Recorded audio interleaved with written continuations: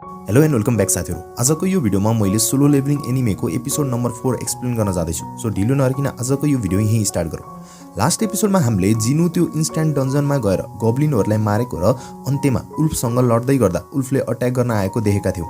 अब एपिसोड 4 को स्टार्टमा हामी देख्छौं कि जिनुलाई उल्फले अट्याक गर्न आउँदा ऊ उफ्रेर बच्छ र यतिबेलै जिनुलाई आफ्नो बडी एकदमै लाइट यानी हल्का महसुस हुन्छ। अब यहाँ फेरि त्यो उल्फ जिनुमाथि हमला गर्न आउँछ, तर यहाँ अब मर्न लागेको सिचुएसनबाट जिनुले दोस्रो लाइफ पाएको छ। सो उसले म यहाँ डराएर बाँच्दिन भन्दै त्यो उल्फलाई जोरदार पञ्च हानिदिन्छ, जसले गर्दा त्यो उल्फ अति नै पर गएर लड्छ।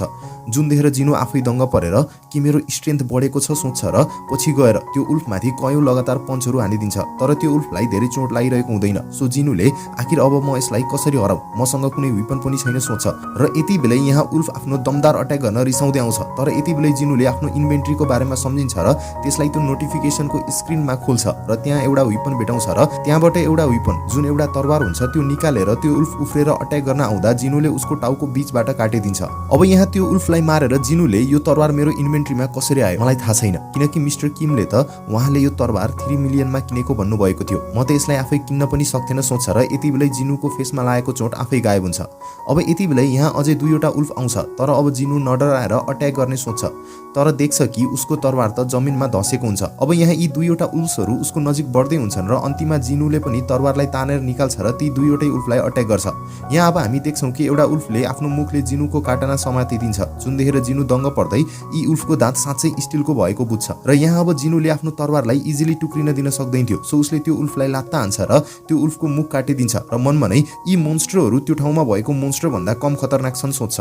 अब यति बेलै त्यहाँ आएका दुईवटा उल्फ मध्ये अर्को उल्फ डराएर त्यहाँबाट भाग्छ। यति बेलै अब जिनुले आफ्नो स्क्रिनमा आफ्नो लेभल बढेर लेभल 2 भएको देख्छ र सायद ट्रेनिङ भन्दा यस्तो ब्याटलमा लडेर लेभल चाँडै बढ्ने रहेछ भन्ने बुझ्छ र आफ्नो चोट पनि सन्चो भएको देखेर लेभल अप गर्दा सबै एबिलिटी 1 पोइन्टले बढ्ने कुरा बुझ्छ।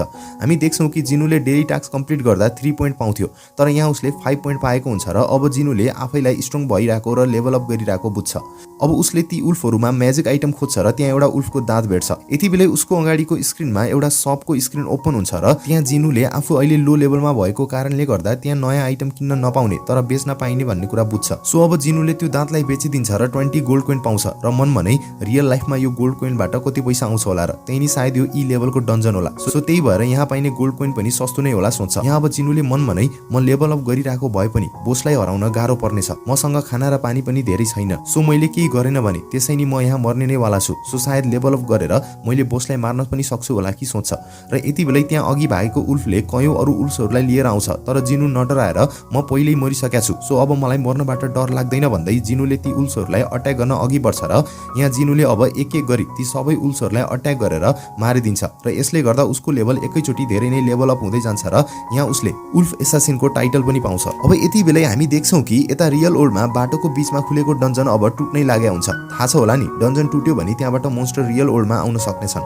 अब जिनुले आफ्नो तरवार हेर्छ र अब यो धेरै बेर टिक्दैन, हुन त जुन वेपन ल्याए नि अन्त्यमा त्यसको अवस्था लडेर यस्तै नै हुने थियो सोच्छ र हामी देख्छौं कि यहाँ उसको एबिलिटी अब 40% ले डाइरेक्ट इन्क्रिज हुन्छ र उसले यहाँ कयौं आइटम्सहरू पनि पाउँछ, जहाँ उसले अब टेलिपोर्टेसन स्टोन पनि पाउँछ र अब यो स्टोनलाई युज गरेर ऊ यहाँबाट इन्स्ट्यान्ट डन्जनबाट निक्लिन सक्थ्यो।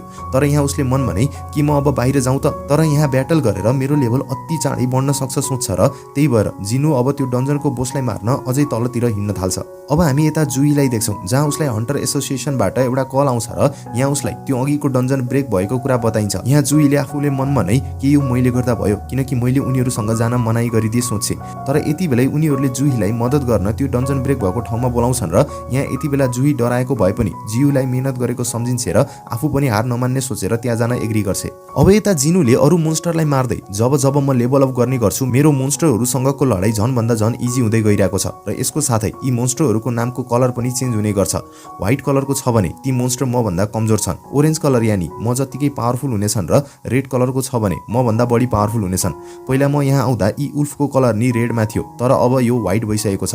सो यसको मतलब मैले लेभल अप गरेर आफ्नो पावर धेरै बढाइसकेको छु, तर मलाई अझै पनि त्यो तलको बोस मोन्स्टरलाई मैले हराउन सक्छु जस्तो विश्वास लागिरहेको छैन। सायद यो मेरो इम्प्रुभ भएको पर्सेप्सन एबिलिटीले गर्दा होला, जसबाट मैले फिल गर्न सक्छु कि तल भएको मोन्स्टर अति नै पावरफुल हुनेवाला छ सोच्छ। अब जिनु तलतिर बढ्न थाल्छ र तलको प्लेटफर्ममा पुग्छ जहाँ एउटा खोला जस्तो ठाउँ हुन्छ र त्यहाँबाट यति बेलै केही चीज अति फोर्समा जिनुतिर आउन थाल्छ र जिनु नजिक आएर जिनुलाई अट्याक गरिदिन्छ, जसबाट जिनुको तरवार टुट्छ। यहाँ अब जिनुले मन भने म 15 लेभलसम्म पुगे पनि यो मोन्स्टरको नाम ओरेन्ज कलरमा लेखिएको छ, यानी यो नै यो यहाँको बोस सोच्छ र हामी एउटा ठुलो स्नेक मोन्स्टरलाई देख्छौँ। यहाँ अब जिनुले मन भने यसको छाला पुरै हार्ड स्किनबाट ढाकिएको छ, सो मेरो तरवारले यसको विरुद्ध केही काम गर्ने छैन, त्यसो भए म कसरी लडौँ सोच्छ।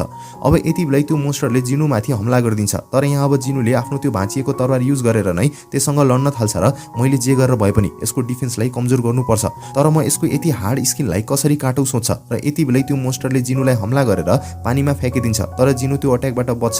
तर फेरि त्यो मोन्स्टर अट्याक गर्न आउँछ र जिनुलाई पर फ्याँकेर उसमाथि ट्रेन उठाएर फ्याँकिदिन्छ।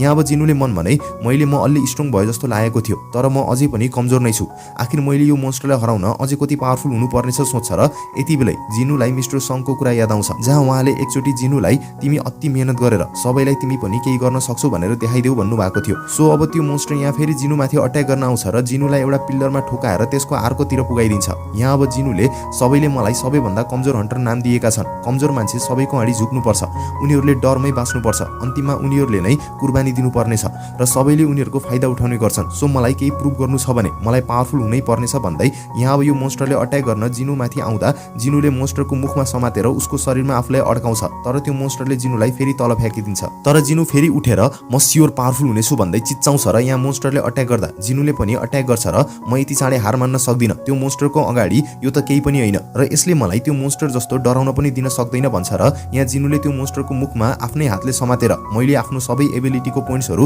स्ट्रेन्थ बढाउनमा युज गरेको थिएँ, सो अब त्यसलाई प्रयोग गर्ने बेला आयो भन्दै त्यो मोन्स्टरलाई हातले जोडले समाउँछ र म तँलाई अब यही मार्न जाँदैछु भन्दै त्यो मोन्स्टरको घाँटीमा हातले नै चिर्दिन थाल्छ र अन्त्यमा त्यो मोन्स्टरलाई मारिदिन्छ र अन्त्यमा खुसी हुँदै म लास्टमा गएर अलि पावरफुल त भएर नै छाडे सोच्छ।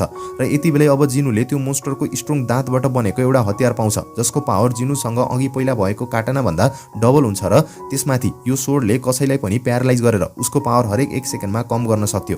र यसको साथसाथै त्यो मोन्स्टरबाट एउटा ए र्याङ्कको ड्रिङ्क या भनौँ पोइजन पाउँछ, जसलाई पिएर जिनुले आफ्नो स्किनलाई 20% बढी हार्ड गर्न सक्नेछ, तर त्यसले गर्दा उसको मसलमा पनि असर पर्नेछ। अब यहाँ जिनुले एउटा नोटिफिकेसन पाउँछ, जहाँ अब जिनुले बसलाई हराइदिएको कुरा लेखिएको हुन्छ र जसले गर्दा यो ठाउँ अब नर्मल फर्ममा आउँछ र त्यही भएर अब जिनु स्टेसनबाट बाहिर आउँछ। यहाँ स्टेसन बाहिर एउटा पुलिस हुन्छ, जसले जिनुलाई तिमी यहाँ के गर्दैछौ, यो एरियामा यसरी डुल्न मनाइ छ, घर जाऊ भन्छ। जिनु यो सुनेर अचम्म पर्छ, तर यति बेलै त्यो अफिसरले जिनुको हातमा सोर्ड देखेर कि तिमी हन्टर हो भन्छ। जिनुले हो भन्छ। अब यो सोल्जरले तिमी पक्कै त्यो डन्जन ब्रेक भएर मद्दत गर्न आएको होला भन्छ र जिनुलाई त्यतै लैजान थाल्छ। अब जिनुले यहाँ के भइरहेको छ सोच्छ र यति बेलै जिनुले सबै हेरेर लाग्छ डन्जन ब्रेक भयो जस्तो छ कि भनेपछि सबै मोन्स्टर बाहिर आए भन्छ। अफिसरले ती सबै मरिसके तर एउटा मात्र बाँकी छ भन्छ। यहाँ अब जिनुले आफ्नो पर्सेप्सन एबिलिटी युज गरेर त्यो ठुलो मोन्स्टर बोस त्यो ब्रेक भएको डन्जनको बोस हो भन्ने बुझ्छ। अब हामी यहाँ डन्जन ब्रेक भएको ठाउँमा देख्छौँ, जहाँ कयौं हन्टरहरू त्यो मोन्स्टरसँग लड्दै थिए र पब्लिकले त्यो मोन्स्टरको फोटो खिच्दै हुन्छन्। यहाँ अब एउटा डिफेन्डरले सबैलाई त्यो मोन्स्टरको अट्याकबाट बचाउँदै हुन्छ र आखिर यहाँ फाइटरहरूले के गरिरहेछन्, हामीले मोन्स्टरलाई केही चुट पुर्याउन सकेका छैनौँ भन्छ। यहाँ अब अर्को हन्टरले यो मोन्स्टरको डिफेन्स पावरफुल छ र त्यसमाथि हामीसँग धेरै अट्याक गर्ने हन्टर नै छैनन् भन्छ। यहाँ अब जिनुले यिनीहरूलाई हेर्दै यो एउटा टेम्पोररी टिम हो, यानी इमर्जेन्सी भएर अचानक बोलाइएको फरक फरक टिमका मान्छे हो, सो यिनीहरूले मिलेर काम गर्न सकिरहेको छैन र त्यसमाथि यिनीहरू लो लेभलको हन्टर हुन्, जसमा 8 जना ई लेभलको र 1 जना डी लेभल, त्यो डिफेन्डर नै डी लेभलको, सो त्यसैले गर्दा लो लेभलको अट्याक भएर यो ब्याटल इन भइरहेको छैन। अनि यहाँ दुईवटा डी र्याङ्क र एउटा बी र्याङ्कको हिलर छन् भनेर जिनुले आफ्नो पावरले थाहा पाउन सक्छ र यति बेलै जुहीलाई पनि त्यही देख्छ। यहाँ अब जुही जो कि अझै पनि त्यही पहिलाको मोन्स्टरले गर्दा डराएकी छी, उसले आफ्नो पावर राम्ररी युज गर्न सक्दैन। अब यहाँ जिनुले म पनि त्यस्तै डरमा छु, तर सायद यो मोन्स्टर मैले भर्खरै हराएको मोन्स्टर भन्दा लो लेभलको छ र मैले आफ्नो यो सोर्डलाई पावर लगाएर त्यो मोन्स्टरमा हाने भने उसको डिफेन्स खतम हुन सक्छ र अरू हन्टरले यो फाइट जित्नेछन् सोच्छ र यहाँ जिनुले आफ्नो फुल पावर लगाएर त्यो सोर्डलाई मोन्स्टरतिर हान्छ र यसले गर्दा त्यो मोन्स्टरको डिफेन्स टुट्छ र यहाँ अब यो मौका देखेर अट्याकरहरूले अट्याक गर्छन् र त्यो मोन्स्टरलाई हराउँछन्। यहाँ अब त्यो डी र्याङ्कको हन्टरले अहिलेसम्म हाम्रो कुनै पनि अट्याकले यसमा काम गरिरहेको थिएन, तर अचानक के भयो अनि त्यो अचानक उडेर के चिज आएको थियो सोच्छ र यति बेलै यताउता हेर्दा त्यो जिनुले फ्यालेको सोर्ड देख्छ र अफिसरलाई यो कसले फ्याँक्यो भनेर सोच्छ। यहाँ अब त्यो अफिसरले त्यहाँ पछाडि एउटा हन्टर थियो भन्दै त्यता इसारा गर्छ, तर जिनु त्यहाँबाट पर पुगिसकेका हुन्छ। यहाँ यो हन्टरले ऊ यति पावरफुल छ भने पक्का ऊ एउटा हाई र्याङ्कको हन्टर होला सोच्छ। यति बेलै अब जिनुले मैले त्यसलाई एउटै अट्याकमा हराउन सक्छु जस्तो लागिरहेको थिएन, लाग्छ त्यो मोन्स्टर पहिल्यैबाट नै थाकेको थियो होला सोच्छ। यहाँ अब जुहीले त्यतै हेर्दै कि त्यो जिनु होइन सोचिर यही नै यो एपिसोड 4 इन हुन्छ। बाइ द वे यहाँ लास्ट सिनमा हामीले जिनुको डोलासोला पनि ग्रो भएको देख्छौँ, यानि जिनु पावरफुल हुँदैछ। अझै आफू स्ट्रङ छु नभनेर सायद त्यो मोन्स्टर थाकेको थियो होला गरे। स्वाग देखिरहेछौ केटोको। ओके, आजको लागि यति नै। अर्को एपिसोडमा चाँडै नै भेटौँला। C you soon.